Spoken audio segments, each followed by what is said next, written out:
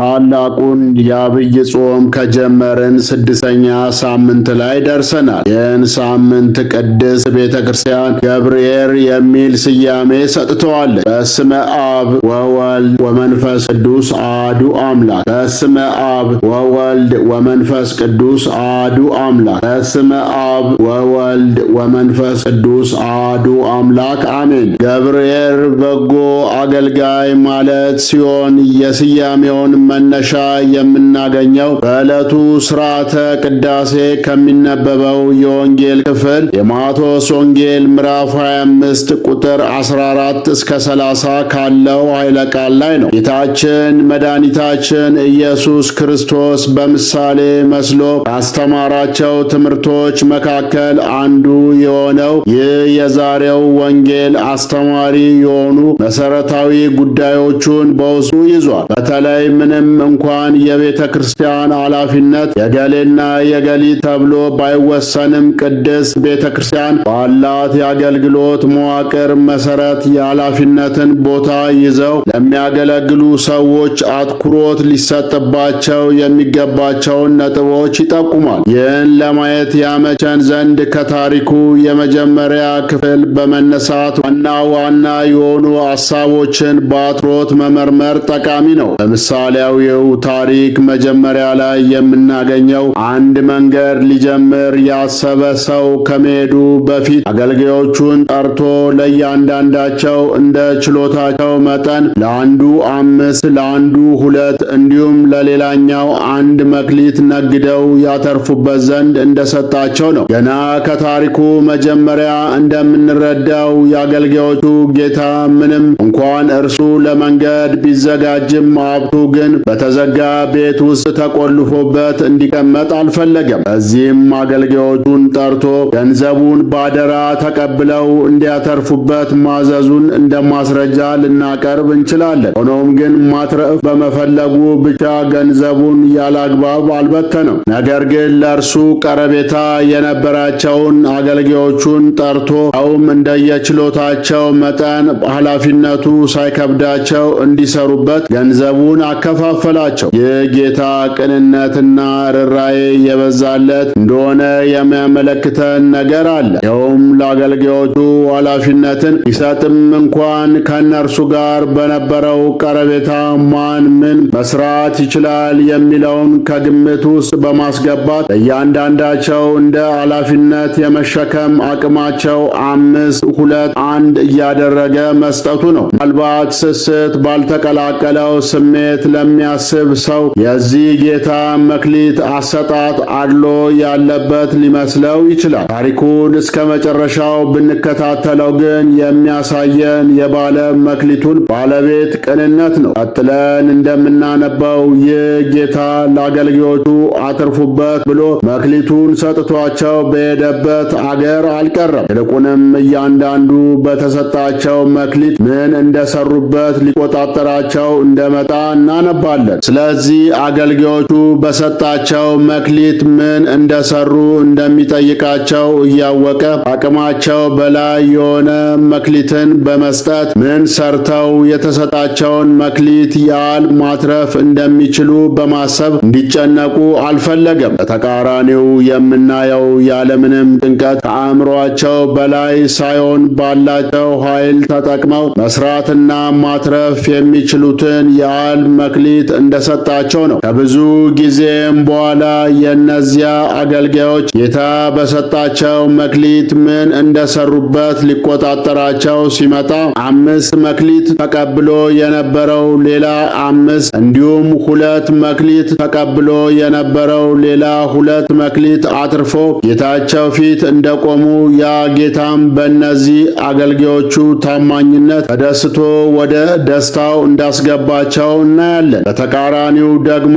ያ 1 መክሊት ተቀብሎ የነበረው ምድርን ቆፍሮ ያተርፍባት ዘንድ የተሰጠችውን መክሊት እንደቀበረ ከዚህም አልፎ ምን አደረክባት ተብሎ ሲጠየቅ የአመፅ ንግግር እንደተናገረ በዚህ ከፊቱ ያዘነው ጌታውም ያን ክፉ አገልጋይ እንዲቀጣ እንዳደረገው እናነባለን። በዚህኛው ክፍል ከተጠቀሰው ታሪክ 3ቱን አካላት ማለትም የመክሊቱን ሰጪ ጌታ፣ በጎ የተባሉ አገልጋዮችና ክፉና ሰነፍ የተባለውን አገልጋይ በተናጠል እንመልከታቸው። የአገልጋዮቹ ጌታ ይህ ሰው ለገንዘቡ ጠንቃቃ ከመሆኑ ባሻገር በአገልጋዮቹ ላይ ሙሉ ስልጣን እንዳለው እናያለን። በክፉ አገልጋይ ላይ ባለመታዘዙ ምክንያት የፈረደበትን ፍርድ ለቅሶና ጥርስ ማፋጨት ወዳለበት በውጭ ወዳለ ጨለማ እንዳወጡት ስንመለከት የሚያሳየን የአገልጋዮቹን ጌታ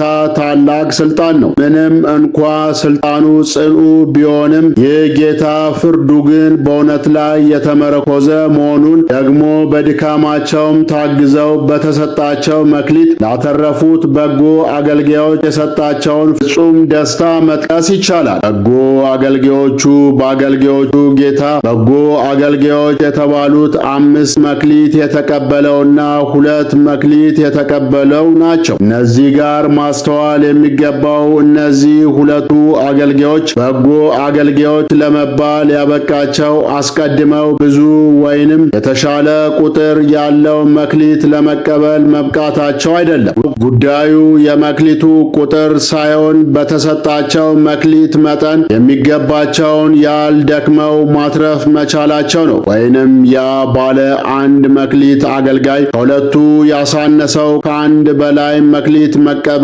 የማይችል መሆኑ ሳይሆን በዚያችው በአንዷ መክሊት እንኳን መስራት አለመቻሉ ነው። ክፉና ሰነፍ አገልጋይ። ይህ ሰው የተጠቀሱ 3 መሰረታዊ ችግሮች አሉበት። የአገልጋዮቹ ጌታ ወደ መንገድ ሊሄድ በተዘጋጀበት ወቅት አገልጋዮቹን ጠርቶ ለእያንዳንዳቸው እንደ ችሎታቸው ገንዘቡን ሲሰጣቸው አትርፈው እንዲቆዩት ነው። ከላይ እንደተነጋገርነው እንደ አቅማቸው መስጠቱም አቅማቸው በሚፈቅደው የሥራ ደረጃ እንዲሰሩ በማሰብ ነበር። ይህ ሰነፍ አገልጋይ ግን ያደረገው ከታዘዘበት ዓላማ በተቃራኒው መልኩ ነው። ይሰራበት የሚገባውን መክሊት ቀበረው። ይህም ለጌታው ትእዛዝ ያለውን ቸልተኝነት ያሳያል። ጌታው በመጣ ጊዜ አመጽ የተመላበት የሐሰት ንግግር ተናግሯል። የሄደበት ቦታ ተመልሶ ጌታው በተሰጠው መክሊት ምን እንዳደረገው ሲጠይቀው አንተ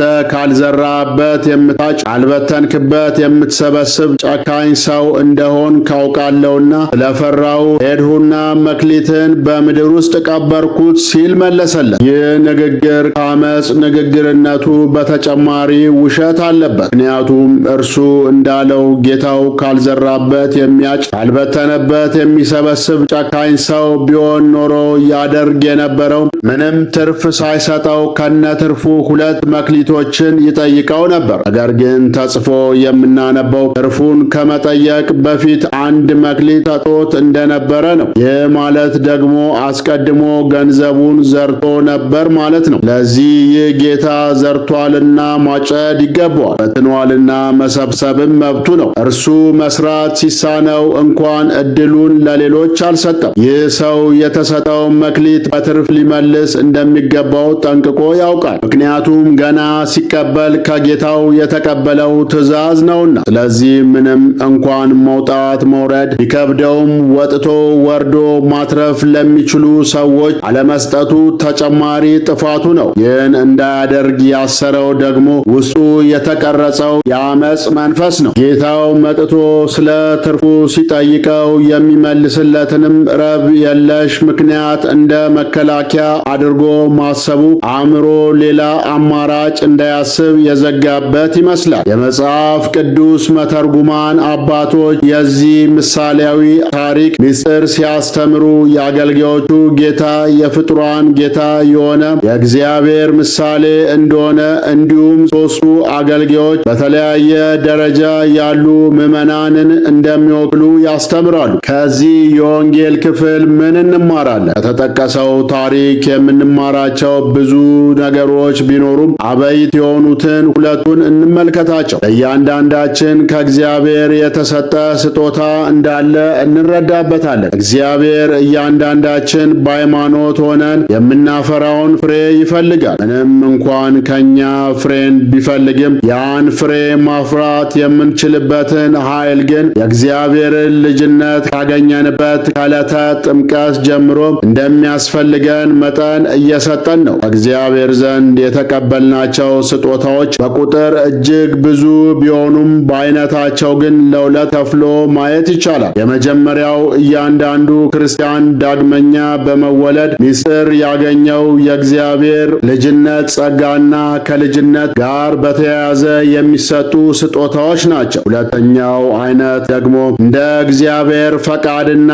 እንደ ሰውየው አቅም ለተለያዩ መንፈሳዊ አገልግሎቶች ማስፈጸሚያ የሆኑ ዘንድ በእግዚአብሔር የሚሰጡ ስጦታዎች ናቸው። ለምሳሌ ትንቢት መናገር፣ በተለያዩ ልሳናት መናገር፣ አጋንንትን ማስወጣት የመሳሰሉት ከዚህኛው አይነት ስጦታ የሚመደቡ ናቸው። በመጀመሪያውም ይሁን በሁለተኛው አይነት ስጦታ ተቀባዮች ዘንድ ግን ብዙ የሚያሳዝኑ ችግሮች አሉ። በዳግመኛ መወለድ ምስጢር ወይም በ40ና በ80 ቀን ጥምቀት ስላገኘነው የልጅነት ጸጋ ጊዜ ሰጥቶ የሚያስብ ክርስቲያን ማግኘት በዚህ ዘመን በጣም አዳጋች ነው። በዓመት ውስጥ ክርስቲያንነቱ ለጥምቀት በዓልና ለመስቀል ደመራ ካልሆነ ትዝ የማይለው ቁጥሩ ቀላል አይደለም። ከዚህ የከፋው ደግሞ ከቤተ ዘመድ አንድ ሰው ምናልባትም ራሱም ሊሆን ይችላል ነፍሱ ከስጋው ካልተለየች ወደ ቤተ ክርስቲያን ደጅ ብቅ አይልም። እግዚአብሔር ለኛ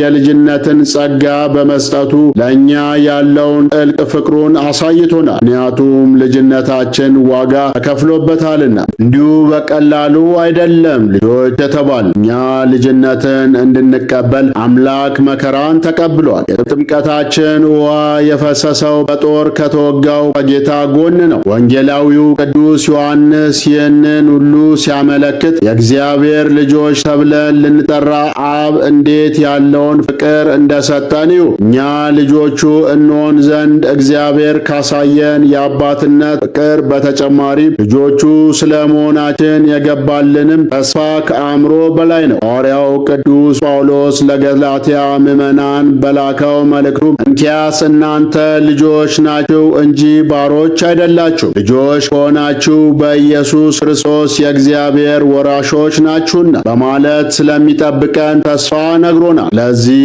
በጣም ልንጠነቀቅበት የሚገባን የመጀመሪያው መክሊታችን ልጅነታችን መሆኑን መረዳት ያስፈልገናል። በዚህም መክሊት እንድንሰራ የታዘዝናቸውን ምግባራት እንድናፈራ የሚጠበቅብንን ፍሬዎች ማፍራት አለብን። ያለበለዚያ መክሊቱን እንደቀበረው ሰው መሆናችን ነው። ያንዳንዱ ስጦታ እንደሚያስጠይቅ እንረዳለን። እግዚአብሔር ያለ አንድ ዓላማ ለሰዎች ኃላፊነትን የሚያስከትል ስጦታ አልሰጠም፣ አይሰጥምም። ማንም ከእግዚአብሔር የተቀበለ ሰው የተሰጠው ስጦታ ለሆነ ዓላማ ነውና ጥያቄ አለበት። ጠያቂው ደግሞ የስጦታው ባለቤት ራሱ እግዚአብሔር ነው። ስለዚህ ማንም ይሁን ማን ግን ስለተሰጠው መክሊት ባለቤቱ ከፊቱ አቁሞ እንደሚጠይቀው መዘንጋት የለበትም። እንግዲህ በአጠቃላይ መክሊት የተባለ ጸጋ ስጦታ ሲሆን እግዚአብሔር ለእያንዳንዳችን የተለያየ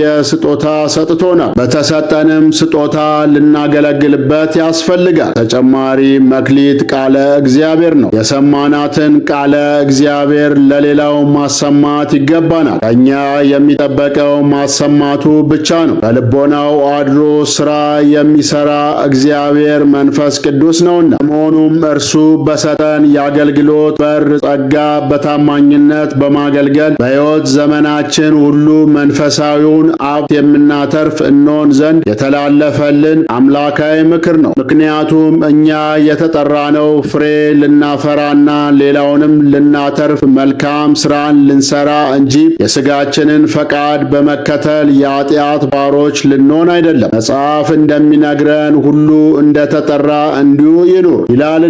አሁን ባለንበት ወቅት በጎና ታማኝ አገልጋይ መሆን እንዳንችል ብዙ ችግሮች አሉ። የችግሮቹ መሰረታዊ ምንጭ በተጠሩበት ጸንቶ መቆም ፈጽሞ አለመቻልና ለስጋዊ ጥቅም ብቻ በማድላት ኃላፊነትን መዘንጋት ናቸው። በስጋዊ አእምሮት ፍላጎትና ምርጫ ውስጥ ደግሞ መንፈሳዊ ጸጋንና በረከትን ለማግኘት የሚያስችለንን የታማኝነት ሥራ መስራት አይቻልምና በታማኝነት ከምናድነው ሰው ይልቅ መክሊታችንን በመቅበር ባለመታዘዝ መሰናከል የምንሆንበት ሰው ሊበዛ እንደሚችል አያጠራጥርም። በመሆኑም ከእርሱ ዘንድ ዘንድ እንደ አቅማችን የተሰጠንን መንፈሳዊ ዕውቀት፣ ሀብትና አገልግሎት ለሌላው በማድረስ መክሊታችንን ልናበዛ የምንችለውና አገልግሎታችንን ወይም ክርስትናችን ውጤታማ የሚሆነው ምርጫችንን አውቀን እንደ ቃሉ ሆነንና ጸንተን ስንገኝ ብቻ ነው። ይህ